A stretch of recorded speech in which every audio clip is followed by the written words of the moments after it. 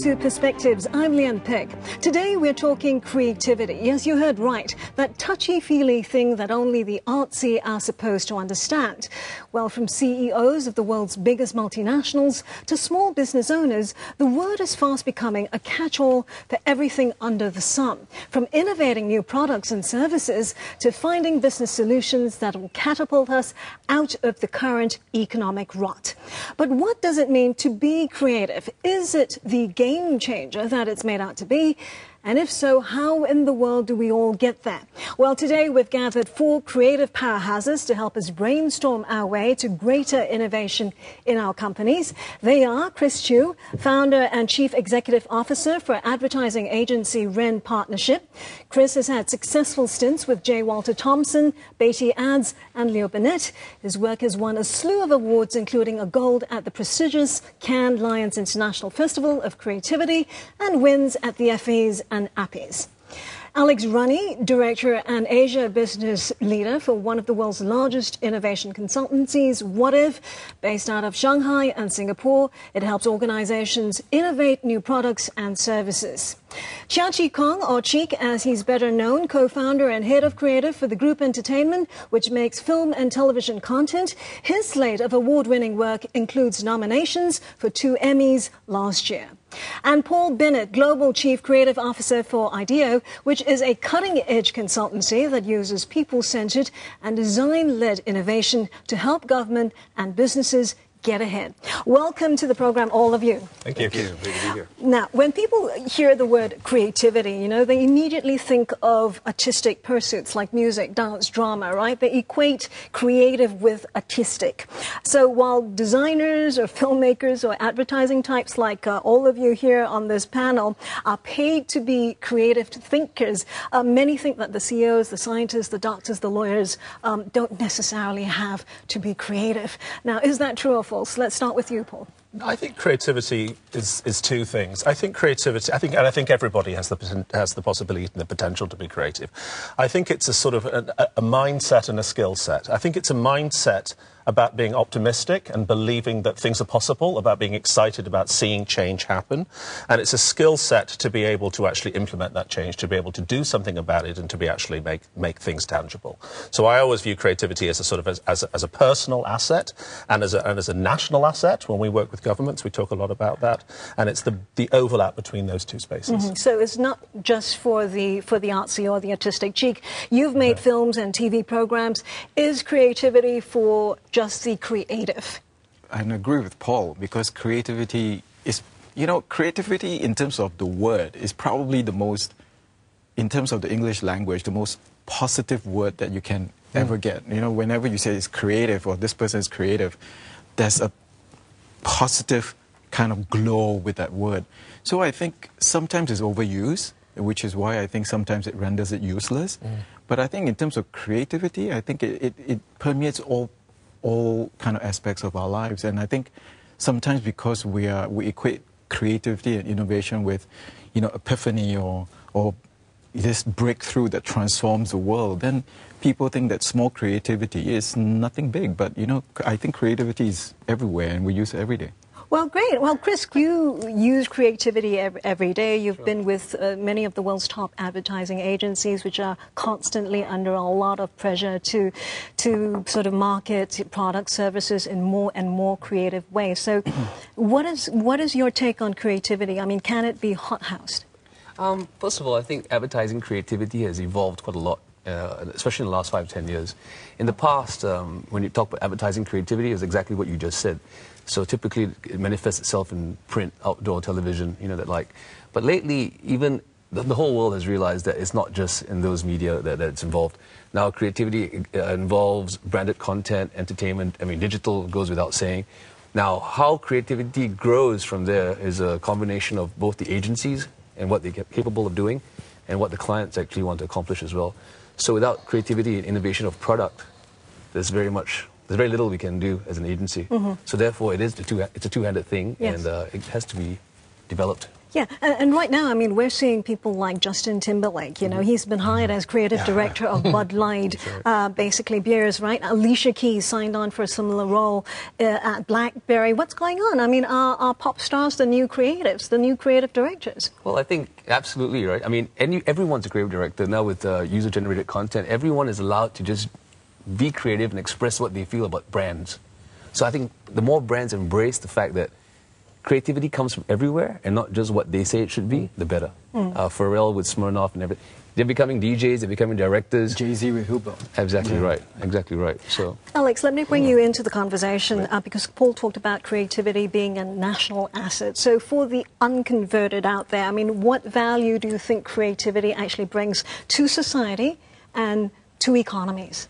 So I think that on a national level, creating an ecosystem that supports creativity delivers what we've seen happen here in Singapore. I think it's delivered what we've seen happen in South Korea and in China over the past few decades. I think it provides new avenues to solving entrenched issues. It helps us combine existing elements in really effective and efficient ways to come up with new solutions. I don't think every innovation on a national level has to be breakthrough. I think it just has to work. And do you think that this awareness that creativity is now a national asset, that, innovation, creativity, that's going to be the next engine of growth? I mean, is that awareness sort of gaining ground? You said Singapore, Korea, China has definitely embraced the concept. China actually just embarked a couple of years ago on that 5-year innovation plan. So do you think that governments across the world are getting their heads around this concept? I want to tell you a story. This was quite a funny moment. I gave a talk in Singapore at Scape, which is a mall aimed at youth, and I gave a talk to a lot of young people. And at the end, a 17-year-old girl put her hand up and she said, "Sir," this is a very Singaporean story, she said, "Sir, my teacher has told me that I am 79%, very specific, more likely to get a job if I pursue science track than art track. What's your thought on this?" And I thought that was sad, but also the opportunity. So we're not promoting creativity at an equal level. I think this should be 50-50.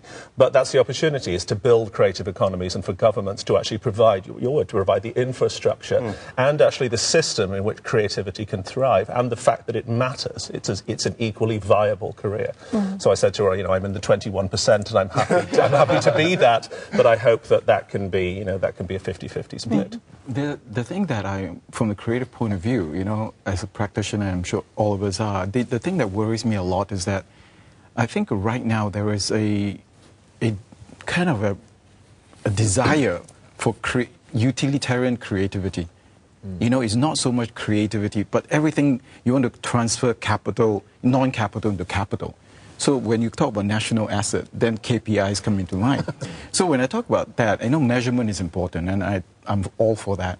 I think once you start measuring KPI, you start measuring that as how much you contribute to the GDP, and I think that is a fine line that we have to. But is that necessarily bad, though? This utilitarianism to creativity. I mean, the fact that governments are embracing this, because I think a couple of years ago, people wouldn't have batted an eyelid when China said, we're going to get creative. And today, everyone is sweating. The Americans are sweating, the fact that China is stepping up to the creativity game. So I guess the question is, aren't we seeing a lot of countries having no choice but to engage in this sort of innovation, sort of arms race, as it were? Yeah, and I think that your point about KPIs kind of killing creativity, I agree. Nothing kills creativity quite like measurement sometimes. But on the other hand, it's very difficult to sustain a program of innovation. It's very difficult to encourage creativity on a national level, I think, if you don't see how it's driving positive change. And so at very least, maybe honesty around the intent of the creativity. So a really clear agenda to start. And not just measuring output, but measuring input. I always say that KPI should represent keeping people involved, not key performance indicators. So I think there's an idea that a KPI can actually be something you measure during, not just at the end. And I think creativity is an ongoing thing that you measure sort of throughout the whole process rather than just measuring results. Correct. The thing that threw me off earlier was that 5-year plan or a 10-year plan, because I think it is an ongoing process. It is continuous. It's organic. It's about nurturing and encouragement. Absolutely, yeah. Because I think we had a chat earlier as well about how failure is part of creativity. In fact, it's 95% of the time. Yeah, it's absolutely necessary. So if we have a timeline of 5 years, for example, to discuss, and 4 years and 6 months you're not there, The KPIs obviously will be in the... Yeah. Which brings us to the question of, well, people sort of have this ambition to get creative and get innovative. You know, the thing is, do they really understand the creative process? Do they really understand how it works? I was drawing this beforehand.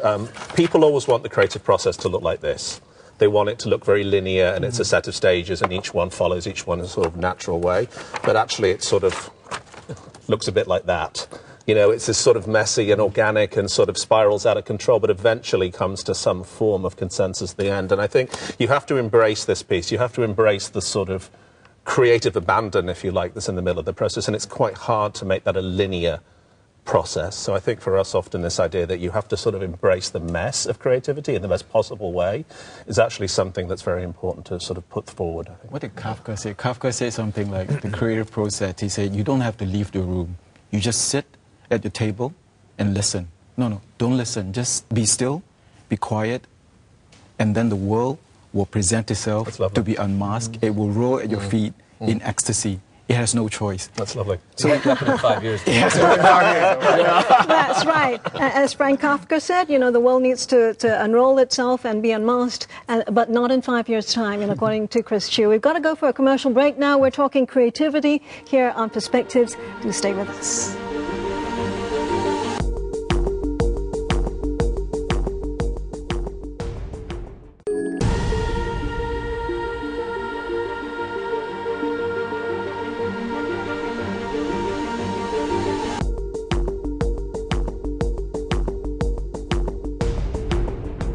Welcome back to Perspectives. We're talking innovation. Let's look at some companies which the whole world is benchmarking themselves against today. Apple is an obvious example. It lost the PC war to Microsoft ages ago. It didn't invent the MP3 player. It didn't invent the smartphone. It didn't invent the tablet.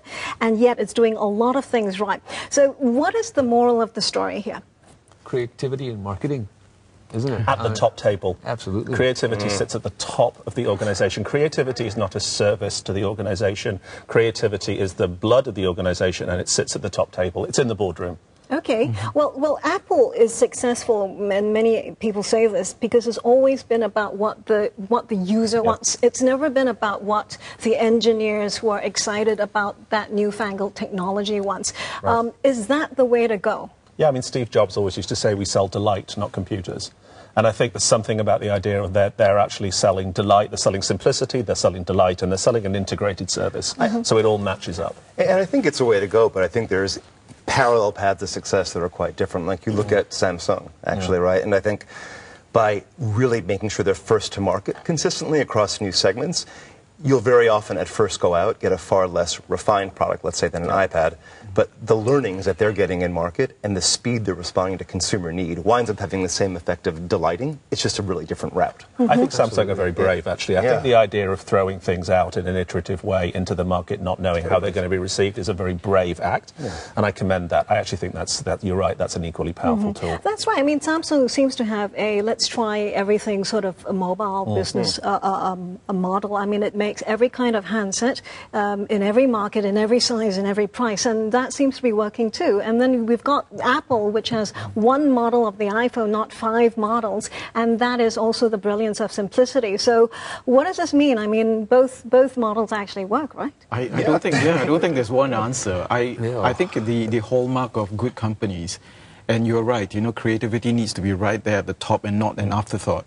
For too long, I've worked in corporations where you know, creativity comes in last, like, oh, absolutely. Gee, can you add some graphics to this? That was me. It doesn't work absolutely. that way. Yeah, but the key to something, companies like Apple and Samsung is the desire and the willingness to adapt and change very quickly.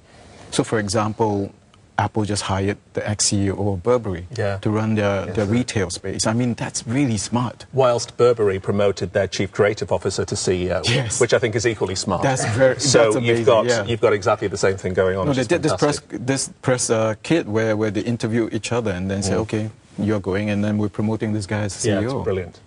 So I guess there are lots of companies are actually trying every sort of out-of-the-box way of actually trying to innovate and trying to create. And if we look at Samsung, again, 20 years ago, right, nobody would have expected that this sort of low-cost equipment maker would then become an Asian company that can produce phones that basically outsell the iPhone. So how do you think that they actually managed, I mean, over this period of 2 decades? I think through really a ton of clarity around the agenda and the intent. I mean, I think about Tata and their water filters in India, right? So India is full of husks from rice when they refine it. So they've created a water filter that can be purchased for $20 that filters out polio and cholera and all the things that keep something like 50% of people in hospital globally. And for them, it was about relentlessly driving down price until everybody could have something a bit cleaner and a bit better to drink.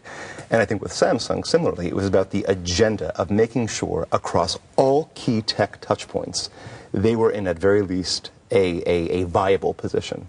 So I just think a lot of clarity around the agenda. Otherwise, you're shooting blanks all the time. But I think a lot of that's also about the consistency in which they do that. Yeah. You see, so Apple, like you said, is all the sexy stuff, almost faultless, right? And then Samsung is, let's go and try it. Let's just whack it and see where it goes with it.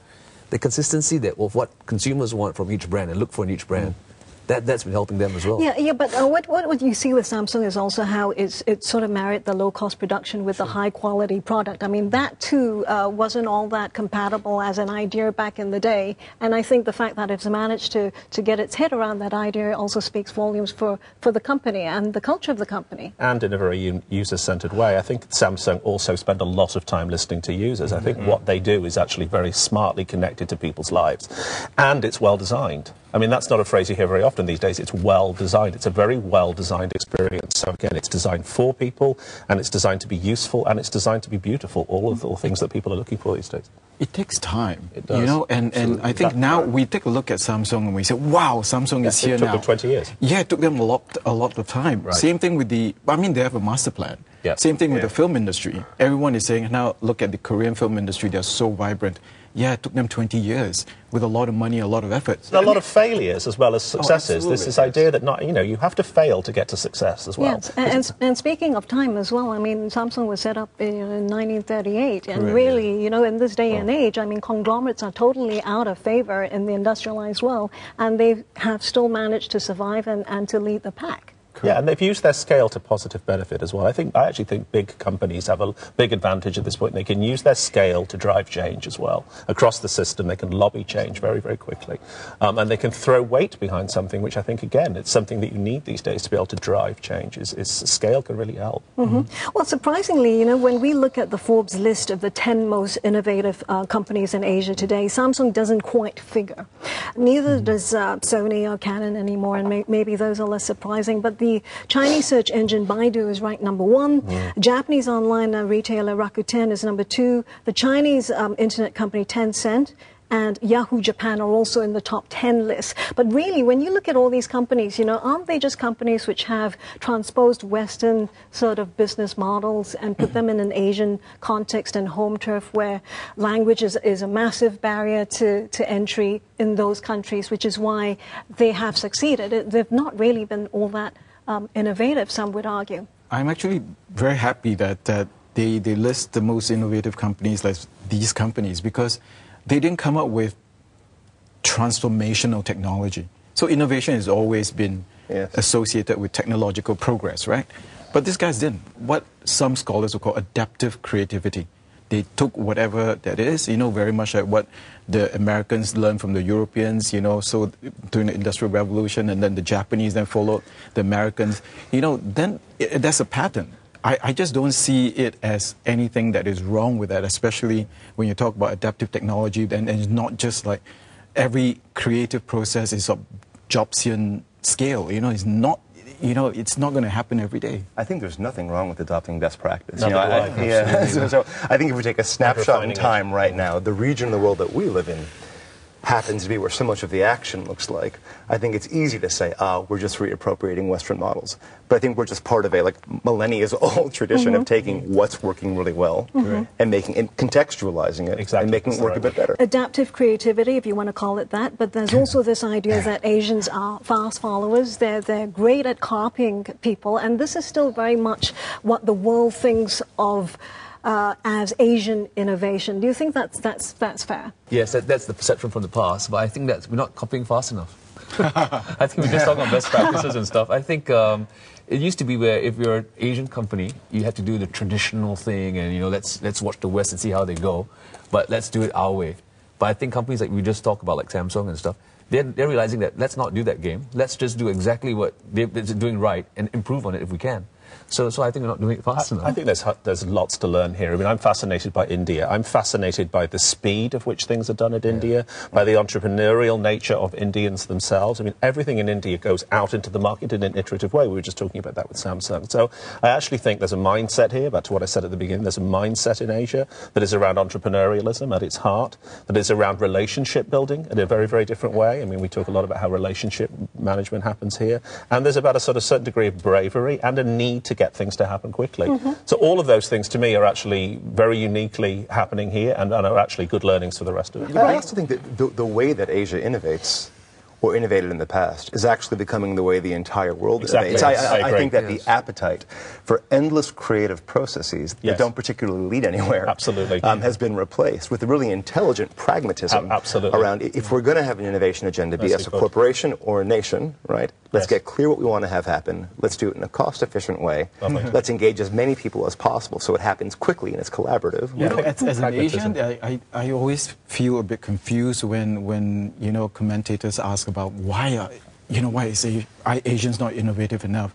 And you know what? I don't think Europe or Latin America or Africa or Canada has produced another Steve Jobs. Not that I know of. So it's very interesting. We're no less creative or more creative than anyone else in the world. Just creative like everybody else. Correct. And we're just creative like everyone else in the world. Well, I'm not going to ask that question now that you've mentioned it. But, back to the Forbes list, why is it then, the U.S. companies are hogging the top 100 innovative companies list on Forbes? Why aren't there more Asian companies if Asians have been practicing creativity the way everybody else has? Certainly one thing we see, and this is an interesting one for us to debate, one of the things that we see is that organizations, particularly in America, are flattening hierarchy. And they're allowing, so the notion of the boss has to have all the answers and everybody else is in service of that model is actually starting to collapse, and I think in a very positive way. So now ideas come from everywhere, everybody supports everybody else in having those ideas, and that flattening is naturally delivering results. I think we have to figure out what that looks like in hierarchical cultures. And I think in Asia you still have a lot of hierarchical cultures where people are terrified, if I have a bad idea, my boss is going to fire me, therefore I won't have an idea.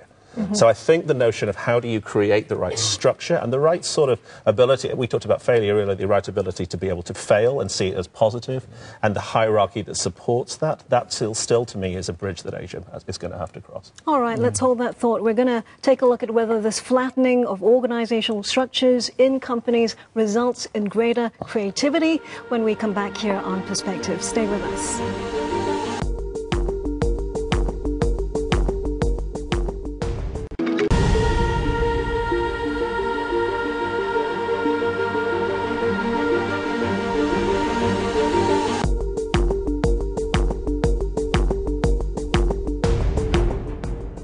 Welcome back. Now, how do we get creative and replicate some of these success stories that we've been talking about? There's been so much grieving, talking about Apple after Steve Jobs actually passed, that there won't be another like him, that, he's the superstar of innovation. But that's also the danger, isn't it? That people think that only a select group of special geniuses have this magic key to this fantastic thing called creativity. And I think what Paul was saying about the challenges of innovating and being creative in a structure where failure isn't particularly tolerated is a huge challenge, and something that I've certainly observed is one way into that is by really creating pocket universes. We spoke before about the need to set agenda around innovation and creativity. So what do we want to achieve with this? Maybe it's not hard KPIs, but what are we trying to do? And then boxing off enough space for trial and error such that people are a bit protect it and can try pushing out a bit. And leadership has to take a different role in all of this as well. I always say that it's not chief executive officer as CEO, it's chief enabling officer. And I think you have to start to shift the pyramid from looking like shouty at the top to listening, and the pyramid needs to feel like it's providing buoyancy. So the leadership has to be supporting people rather than controlling. So I think the role of leadership and the body language of leadership in all of this has to fundamentally shift. And I think we're starting to see that, particularly in American organizations. Again, we use Apple or Unilever or Procter & Gamble. These big organizations have leaders that are very engaged in seeing and being part of the future being created. Well, you know, Asia has always been considered less individualistic. That's the stereotype. So do you think, anyways, that the region is therefore better place to benefit from a creative model that isn't contingent or dependent on that one leader, that Steve Jobs or Akio Morita or Lee Kun-hee? Everybody, I mean, one of the words that we hear the most is the word entrepreneurship. Everybody wants their organization to be more entrepreneurial. And I think that's where Asia has the advantage. Asia is an entrepreneurial culture. This is all about people doing stuff, rolling their sleeves up, getting on with things and making it. And I think that's a very powerful business tool. That's a very powerful governmental tool. That's a very powerful tool for citizenship. So I think, how do you get entrepreneurialism in this sense of sort of immediacy into the system? That's where Asia can really succeed, in my opinion. I think the leader needs to be there, but not so much as a yes-no person, but as a directional person. And as a contributor. Exactly. So the agenda is set by the leader, the parameters are set, and then you guys just go and play. Yeah. And So you still need to have a rung of lower-level executives to shepherd innovation. Yeah. So not reliant on the Steve Jobs per se as an individual who sees everything, but someone who gives direction, like let's make a better phone or let's make a better television. And the system has to run on trust. Exactly right. It has to be a trust-based system as well. So you can actually create these structures, right? Yeah. So that there is a system and people follow it. And even without the mighty leader being there, the company or the nation runs. So once you have the systems and the structures in place, I feel that you can. And I think, at least in Asia, we have this thing about looking up always and looking down.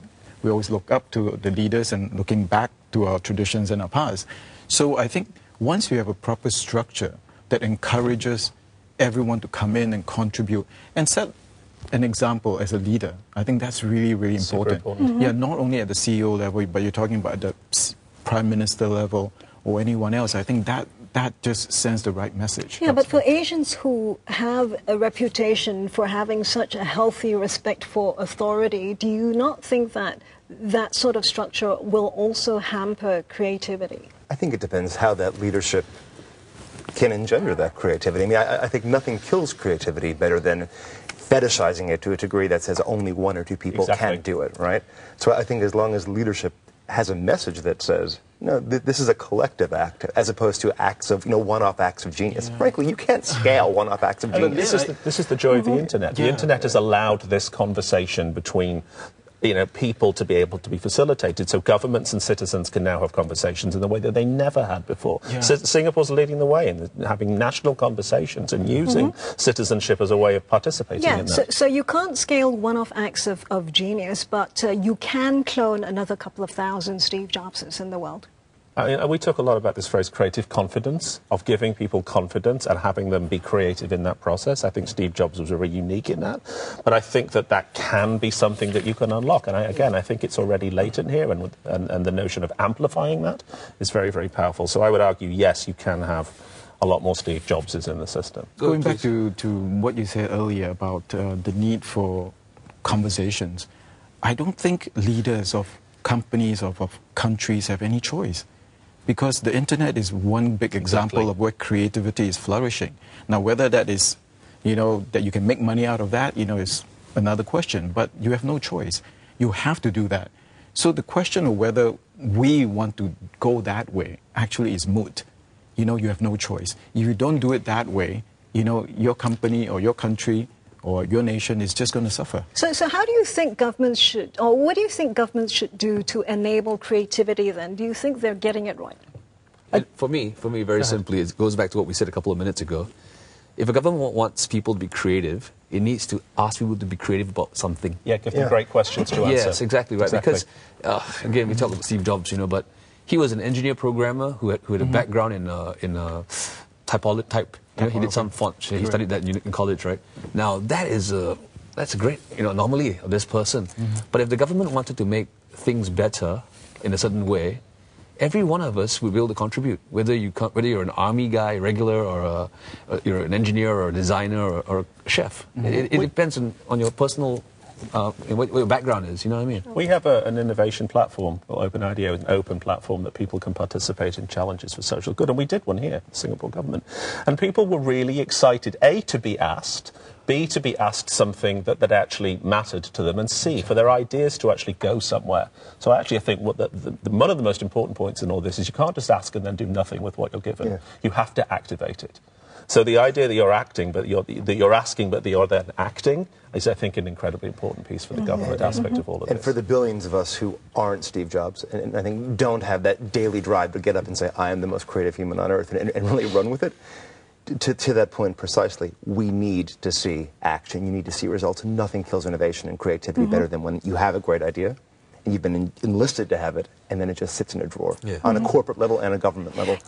It kills the initiative. That's the worst thing ever. Sure, but why should everybody be looking to the government to drive innovation when really, the public sector or officialdom hasn't really been the ones to be creative themselves, right, within government? I mean, they've traditionally not been the ones who've innovated. It's the private sector which has. You mean the bureaucracy? You know what? In Singapore, I see that changing. I do too. I think a lot of our top civil servants are well-traveled. They're very smart people, and they're curious. I agree. I think that's the most important aspect of any leader or anyone right now. The curiosity factor, and they're humble. They're willing to learn, and I think that should hopefully, permeate across society. I think that's very, very important. And I think they're not there, but they're allowing for it to happen. I think that's great. I think that, they're opening their minds up to it, yeah. I'm always flummoxed when people say Singapore is not creative. It's less than 50 years old, and look what's happened. You're right. They're benchmarking really exciting things, and they're doing things in a new way. I mean, of course, you can't be... the difference is with government, you can't be reckless. You can bring these new tools to bear, but you can't be reckless. This is people's lives. So you have to have a measure. Back to our KPI thing, you need to measure. But again, I think these new tools that we're talking about, can you measure the process as much as the outcome? Can you be slightly faster? Can you break problems into smaller chunks? Can you create participation? All of these new tools can come to bear. It doesn't have to all happen tomorrow, but to bring them all to bear as a new set of tools, it's a process. That's what's starting to happen. It's a process, and I think part of the Asian society is also the process takes a bit longer. The leaders start, and then they enable you. And then whether the people want to participate is another question. And then the other question is the risk of failure, the risk of punishment. Right. I think that is always at the back of people's minds. So I think that must be overcome.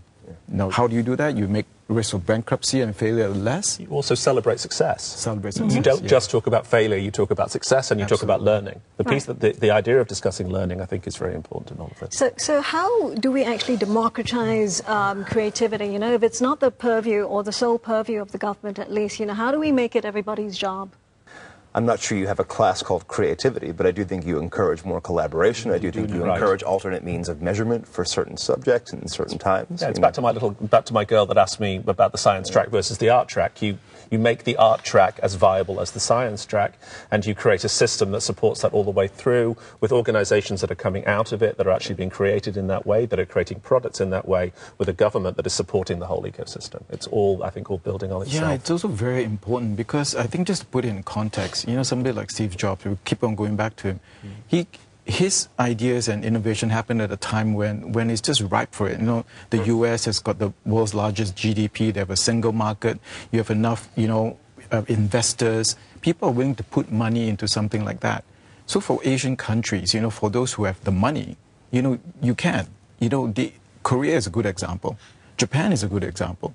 It's still the world's second largest or third largest economy right now. But they hold the second most number of patents after the US. And it's because they have a viable market, they're big enough to sustain such ideas. So for Singapore, for example, we do need that viable local market. So we can have all the systems, government supporting education. But back to your point about the 17-year-old girl, if it's not a viable occupation, if it's not going to pay you, then... Okay, we're talking about how to develop creative mindsets. We got to go for another break. We'll talk more when we come back. Stay tuned.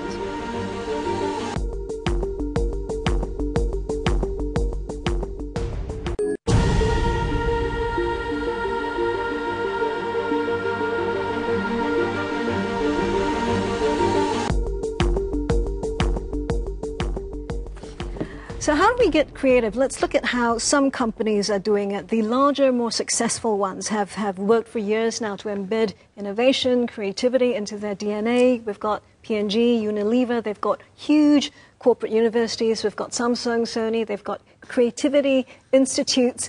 How should companies actually cultivate this? It has to come from the top down. I mean, P&G is a great example. They were our client for a while, and A.G. Lafley, who was the CEO, lived this stuff himself. This wasn't a distributed task. This was something that he was part of and that his team was part of. Again, I keep using this phrase, they were sleeves rolled up and in the trenches doing the work with everybody else. And the body language of everybody saying, oh, the CEO's doing it alongside me, that emboldens me. So I think from the top down is very important, and actually not even from the top down now, it's top shoulder to shoulder. Mm-hmm. I think you have to embrace this idea of breaking the hierarchy. But it's interesting, you see, we're not talking about how they did it, it's the manner in which they did it. You know, it's not talking about the syllabus per se, it's actually the culture. It's mindset. Yeah, it's exactly right. Yeah. Absolutely. Because I think, you know, not everybody can be creative and everybody can be innovative, but leading for creativity and innovation is actually a much more rarefied skill set, actually. So I think working with business, at least what we find in our business, is working with our partners to identify the right catalysts within the business and then equipping and empowering them to drive that change at scale is critical. It has to have that business's DNA, right? It can't be some, you know, brilliant infrastructure from somewhere else, just drop in and make everybody creative in the water. What's really embedded in a lot of companies, though, is that acronym, that fantastic acronym KPI, or Key Performance Indicator, which we've touched on. A lot of companies are obsessed with this idea that, you know, this alone is going to be the panacea for everything. Yeah. Surely that's too simple to think that you can measure your way to success. I have to say the American companies are actually really good at that, you know, not top down but standing shoulder to shoulder. And it's a culture, it's in the DNA. And, you know, for example, I spent quite a lot of time in MTV before. And really the talk of creativity and everybody having ideas and not being afraid to voice it and to come up with silly ideas, I think that's really, really important to engender. Now, when it comes down to KPI, I think there needs to be a redefinition. So if people think that, you know, or policymakers think that, you know, creativity or innovation is the latest policy craze, then, you know, they really have to look at redefining KPI. If you're just always talking about how much is contributing to the GDP, 100% of the economy is enriched by that, how many jobs did you put in? Now, I think that's important, but I think there must be another, like you said earlier, touchy-feely measuring system. I'm really interested in measuring collaboration. I think the notion of how do you measure collaboration is really important. If you're being the sole person responsible for something, it's terrifying. And therefore, often I think people use measurement as a way of mitigating risk for themselves or of taking themselves out of the mix. If a group of you is holding hands and going, we did this, it's a lot less frightening. So the notion of people holding hands and joining together and collaborating and being measured for that degree of collaboration, I think is, and it takes fear out of the system. We see this again and again. Especially since we said earlier, you are going to fail. Of course you are. So that's exactly right. And hold hands with people who are doing it with you, and it'll be a lot more okay, I think. So we're not saying that we shouldn't be measuring things. No, we're saying that we should be more innovative with what goes into the metrics. Correct. Yes. And measuring the right stuff. At a much broader Absolutely. sense. Right now you definitely have that, the GDP, but you need to have one more or two more. Input, throughput, and output all need to be measured, not just output. How much of teamwork that's gone in. You know, otherwise it's just going to be something that really will stifle creativity. Yeah, and if KPIs are really symptomatic of this risk aversion that we're seeing, and that really underscores this fear of failure, you know, that companies actually have, when they sit around and talk about products and research products and services forever without going to market, I mean, that again is another symptom of not, you know, daring to fail, right? Right, exactly. You have to be prepared. When we talked about Samsung earlier, you have to be prepared to throw it out there and engender a response. If you sit there in the boardroom forever, terrified and waiting to get a 100% top box score, you never will, and somebody else will come and eat your lunch. They always do. Look at Myanmar right now, right? So many of our client partners are doing their first entry into Myanmar at this point. You can predict an awful lot of things. There's development curves you can rely on. But actually, who really knows how it's going to go? You have to get into market, be a bit brave, and see how you go. It is, and it's one of those, if you build it, they will come. You have to start to embrace that, I think, a lot more. But can every company sort of afford to commercialize as a means of ideating, of testing the product? I mean, Samsung can do it, some Indian companies like to do it, but can everyone afford or have that sort of deep pocket to do something like this? Well, I think everyone should, because it mitigates failure too. You know, it mitigates your risk. So, for example, in television, on television especially, we do pilots. So it's very similar to prototyping in design. And for us, we make sure that we get great user input at the beginning, so we're actually building it on a solid foundation. Correct. We understand what it is that people need in the first place, so what we're building is in response to that. Correct. And again, we use prototyping very early on to throw things out there at a very early stage to go, what do you think of this? So we're not dealing in abstracts, we're dealing with things in an iterative manner. Correct. Do you think this is harder for Asians to stomach, because Asians have such a huge fear of failure? It's just not something which they will, embrace outright. There's a lot of face involved. They want to get it right. It's always been like that. I always find that the number one question that we're always asked in this region isn't how did you get there or describe the beautiful process in depth. It's does it work, right? And if the question we're asking in our region is often does it work, well then prototyping it's not frightening at all, right? It's how you figure out does it work. Well, then take the fear out of it. Take the fear factor out of it for people. Teamwork, very, very important. Yes. And then make sure you have enough data. Make sure you have, make sure you have all the box checked before you go into a prototype. Really, with prototyping, with pilots, it actually makes failure a little less frightening. When I do a pilot and it doesn't sell, I've kicked in $300,000 for it. You know what? It's much better than $3.9 million. Exactly. Dollars.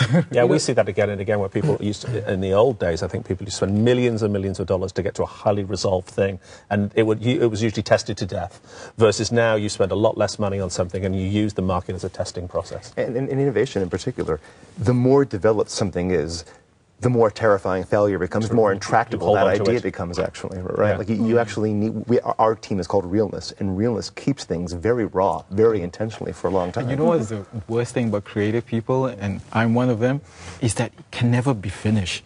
This product can always be better. So you can really refine it to death.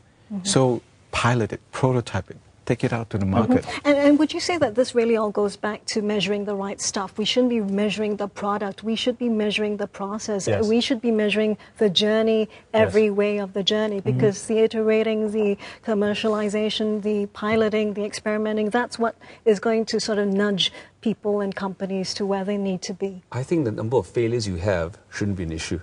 I think failing faster is actually better. In fact, I think it's in the lobby of Wyden and Kennedy's office at Portland, Oregon. Fail faster. Because obviously we talk about marketing and campaigns at this stage. But, it's Asia, failing is taboo. Correct. Right? So you fail 3 times to get there, or you're not as good as the guy who failed once. But so what? Is the final result brilliant, or is it just above average? You know what I mean? Correct. So failing faster and failing more shouldn't be a measurement. And learning is very much a part of the Confucian mindset. So understanding the notion of the learning journey, you can reframe failure as learning, which we often do, and talk about it as a process of learning, and that falls very, very deeply into the Confucian mindset. Because the number of scripts that I've written that were not sold, the number of films that I made where people kind of, what the hell are you doing, chick? Is mind-boggling if you really tally it up. But then at the end of it is a process. For example, the kitchen musical, I finally have been able to hone my craft to the point where I can put music, drama, food, and written words together. So that takes a process. When people look at me sometimes, they go, wow, how did you come up with that idea? I said, well, about 22 years of, working on this. So I see failure, and you're right. You fail fast, and you make sure you succeed the next time, and you learn from it. And make sure you learn from it. And if there's a system where you fail, you learn, and then you carry on, I think that is the path of success. And if you don't do that, then you never start. So you fail fast and you succeed faster. We're going to be wrapping up right now. So just some last words from you. What do you think it'll take for business leaders of this region to become global thought leaders of innovation? Paul? I think it's back to my 17-year-old girl. I think we have to understand that creativity is an asset, and it has to be treasured as an asset, it has to be treated like an asset, it has to be nurtured like an asset. So I think the notion of this whole, as we've talked about this whole hour, talking about the creative journey and the journey of creative confidence, I think that's something that business and government leaders need to participate in creating here. Cheek, last word from you. Leaders should not fear creativity. Embrace it, and then lead by example. Chris, you? I was going to say the leaders thing, but since you took it, Sorry. I'll go with what my last thing was. It's failing faster. Don't be afraid about it. You just go for it. Fail, get up again. Someone who fails his driving test 17 times and never has an accident for the rest of his life, that's success. Nice. Yeah. All right, Alex, the absolute last word to you. Wow. I think maintaining our region's fighter stance is what is going to be critical in driving our creative competitive advantage. We have come so far as a region in the past several decades, and I think not going soft, but keeping on doing what has been working so well in Asia, that slow and steady growth that's kind of put this region where it is now. All right, so let's not let up on creativity. That's, I'm afraid, all the time we have for today. I'd like to thank my guests, Paul Bennett, Global Chief Creative Officer, IDEO, Chia Chi Kong, Head of Creative for the Group Entertainment, Alex Runny, Director Asia Business Leader for What If, and Chris Chu, Chief Creative Officer for Ren Partnership.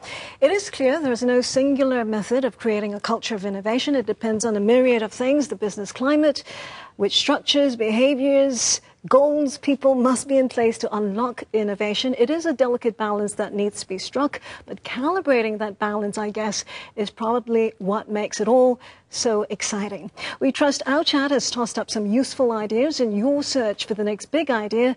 Do let us know what you think of our program. You can leave us your comments on our website, and you can tweet us as well.